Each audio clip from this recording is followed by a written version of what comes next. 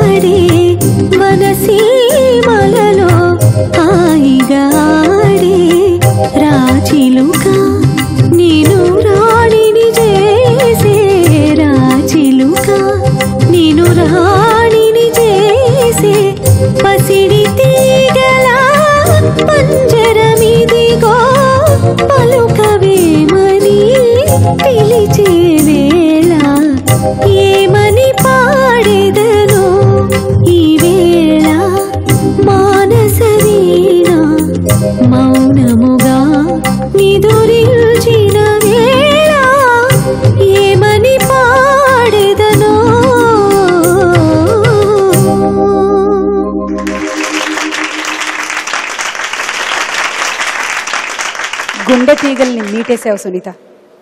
అప్పుడు భాషలో చెప్పాలి అంటే ఏం పాడావు. ఇప్పుడు లాంగ్వేజ్ మారిపోయింది, ఏమన్నా పాడావా అంటే చాలా గొప్పగా పాడావా అని ఇప్పుడు భాషలో అర్థం చేసుకోవాలి. అది మనం అర్థం చేసుకోవాలి. ఈ శతాబ్దం నాదే అని అనగలిగిన ఏకైక కవి శ్రీశ్రీ. విలక్షణమైనటువంటి వ్యక్తిత్వం వారిది. ఈ పాట ద్వారా అంటే ఈ సరళమైన పాటల్ని ఎంత అందంగా రాశారో. దేవులపల్లి వారికి శ్రీశ్రీ వారికి ఉన్న డిఫరెన్స్ గురించి మా తాతగారు మల్లాది శివరామ శాస్త్రి గారు వీళ్ళందరితోనూ చాలా క్లోజ్గా అసోసియేట్ అయి ఉన్నవారు అనమాట. పెద్దవాళ్ళ మాటల్లో దేవులపల్లి కృష్ణశాస్త్రి గారేమో ఆయన కవిత్వం ద్వారా అందరినీ బాధ పెడతారు. శ్రీశ్రీ ఆయన కవిత్వంతో అందరి బాధల్ని పోగొడతారు. This is only the difference between Devulapalli గారు అండ్ శ్రీశ్రీ గారు అని చెప్తారు. వాళ్ళ పాటలు వింటుంటే పాడుతూ ఉంటే అది ప్రస్ఫుటంగా కనిపిస్తుంది. చాలా ఆనందంగా ఉంది వీణ పాట పాడడం. Thank you Sunitha.